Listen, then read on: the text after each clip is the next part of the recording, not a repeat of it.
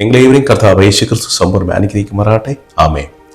ഞാൻ ഇപ്പോൾ ചിന്തിക്കുന്നത് ന്യായാധിപന്മാരുടെ പുസ്തകം 16-ാം അധ്യായം അതിന്റെ 25 വാക്യങ്ങൾ.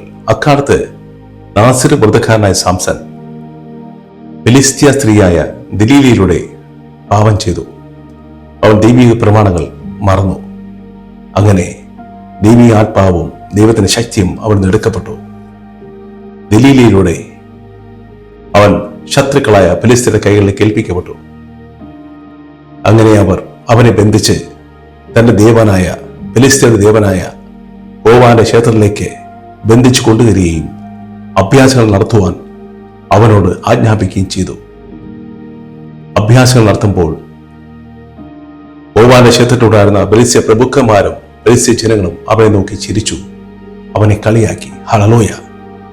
എന്നാൽ അവൻ സ്വർഗത്തെ നോക്കി നെടുവീർപ്പ് വിട്ട് പ്രാർത്ഥിച്ചു, കർത്താവേ, അവിടുത്തെ ചൈതന്യം എന്നിൽ ആവസിക്കട്ടെ, അവിടുത്തെ ശക്തി എനിക്ക് നൽകണമേ.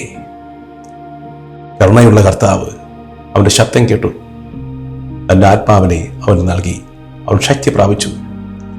അവൻ യഹോവയുടെ ക്ഷേത്രത്തിന്റെ തൂണുകളിൽ തന്റെ ശക്തി ഉപയോഗിച്ച് മറിച്ചിട്ടു. അവിടെ ഉണ്ടായിരുന്ന ഫിലിസ്ത്യ പ്രഭുക്കന്മാരും ജനങ്ങളും നിഗ്രഹിക്കപ്പെട്ടു. ഹല്ലേലൂയ. സഹോദരങ്ങളെ, സാംസൺ ബലവാനായിരുന്നു, ശക്തനായിരുന്നു. അത് അവന്റെ നന്മയായിരുന്നു. എന്നാൽ അത് അവനെ തിന്മയിലേക്ക് നയിച്ചു. ഹല്ലേലൂയ. ദൈവത്തിൽ നിന്ന് ലഭിച്ച നന്മകൾ അവൻ ഒരു ഫിലിസ്ത്യ സ്ത്രീയിലൂടെ അതിനെ മറന്നു കളഞ്ഞു. അങ്ങനെ ശത്രുവിന് മുമ്പിൽ അവൻ പരാജിതനായി. എങ്കിലും അവസാനം ഹൃദയം കൊണ്ട് പ്രാർത്ഥിച്ചപ്പോൾ ദൈവം അവന്റെ പ്രാർത്ഥന കേട്ടു. പ്രിയ സഹോദരങ്ങളെ, ദൈവം നൽകുന്ന നന്മകൾ നാം എളിമയോടെ അത് പ്രാപിക്കുവാൻ, അത് നമ്മുടെ ജീവിതത്തിൽ പാർത്തുവാൻ, അത് സൂക്ഷിക്കുവാൻ നമുക്ക് കഴിയണം. ഹല്ലേലൂയ. ആ നന്മ നാം ശത്രുവുമായി വിട്ടുപൊളിച്ച് ചെയ്ത് നശിപ്പിക്കരുത്. ഹല്ലേലൂയ. ദൈവിക കൂതാശകളിൽ നാം ഉറച്ച വിശ്വാസമുള്ളവരായിരിക്കണം. ഹല്ലേലൂയ.